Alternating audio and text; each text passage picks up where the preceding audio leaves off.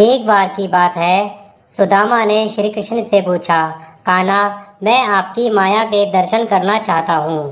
कहाँ है ये और कैसी होती है, दिखाओ तो जरा।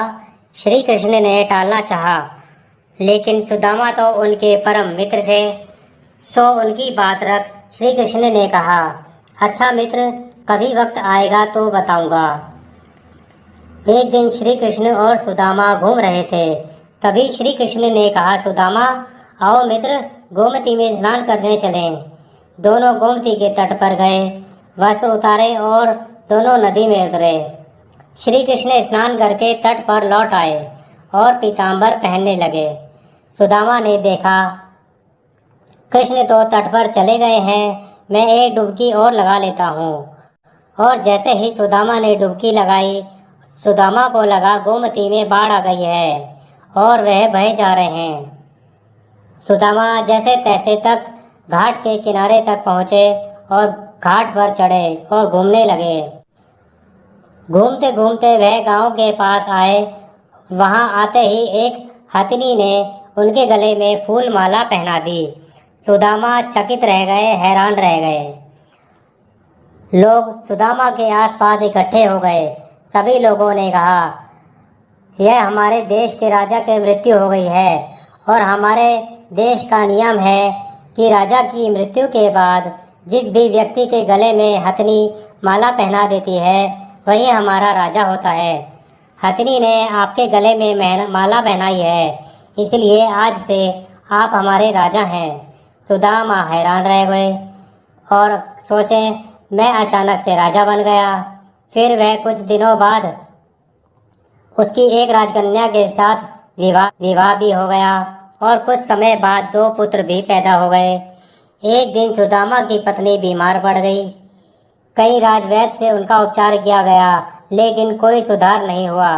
आखिर में उनकी पत्नी स्वर्ग सिधार गई। सुदामा दुख से रोने लगे। उनकी पत्नी जो चली गई थी, जिन्हें वह बहुत चाहते थे और वह सुंदर थी, सुशील थी, लेकिन तभी लोग इकट्ठा हो गए। उन्होंने सुदामा को कहा, आप चिंता न करें और तनिक भी रोए नहीं, आप हमारे राजा हैं। लेकिन रानी जी जहाँ गई हैं वहीं आपको भी जाना होगा, यह मायापुरी का नियम है। जब आपकी पत्नी को चिता में अग्नि दी जाएगी, तभी आपको भी पत्नी के साथ उनकी चिता में प्रवेश करना होगा। यह सुनकर तो सुदामा की सांसें रुक गई। एकदम से हाथ पांव उनके फूल गए। सोचा, अब मुझे भी मरना होगा। मेरी पत्नी की मौत हुई है, मेरी तो नहीं। भला मैं क्यों मरूं? यह कैसा नियम है? उसने लोगों से कहा, लेकिन कोई लोग भी नहीं माने। सुदामा अपनी पत्नी की मृत्यु को भूल गए। उसका रोना भी बंद हो गया। अब वह स्वयं की चिंता में डूब गए। कहा, भाई, मैं तो मायापुरी का वासी नहीं हूँ, मुझ पर आपकी नगरी का कानून लागू नहीं होता। मुझे क्यों जलना होगा, मुझे क्यों मरना होगा? लेकिन लोग नहीं माने। कहा, अपनी पत्नी के साथ आपको चिता में जलना होगा, यह यहाँ का नियम है। आखिर में सुदामा ने कहा, अच्छा भाई, चिता में जलने से पहले मुझे स्नान तो कर लेने दो। पहले तो लोग नहीं माने, फिर बात मानकर उन्होंने सैनिकों की ड्यूटी लगा दी और कहा, सुदामा को स्नान करने दो और देखना कहीं वह भाग ना जाए। सुदामा नदी में स्नान करने गए। रह रहकर सुदामा रो उठते। सुदामा इतने डर गए कि उनके हाथ पैर कांपने लगे। वह जैसे ही नदी में उतरे और डुबकी लगाई और जैसे ही वह बाहर निकले, उन्होंने देखा क्या, माया नगरी कहीं भी नहीं है। किनारे पर तो कृष्ण अभी अपना पीताम्बर ही पहन रहे हैं और वह एक दुनिया घूम आए हैं, मौत के मुंह से बचकर निकले हैं। सुदामा नदी से बाहर आए और सुदामा रोए जा रहे थे। श्री कृष्ण हैरान हुए। सब कुछ जानते थे, फिर भी अनजान बनते हुए पूछा, सुदामा मित्र, तुम रो क्यों रहे हो?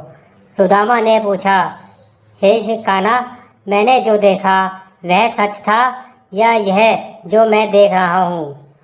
श्री कृष्ण मंद मंद मुस्कराए और कहा, मित्र, जो देखा और जो भोगा वह सच नहीं था, भ्रम था, स्वप्न था और माया थी।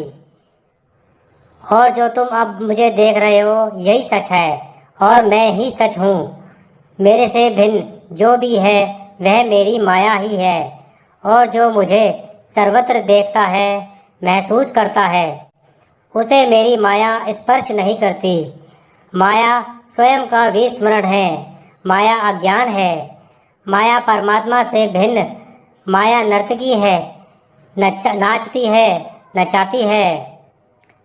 हे मित्र, जो प्रभु श्री कृष्ण से जुड़ा है वह नाचता नहीं है, भ्रमित नहीं होता, माया से निर्लेप रहता है, वह जान जाता है।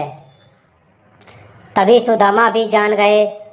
जो जान गया है वह श्री कृष्ण से अलग कैसे रह सकता है।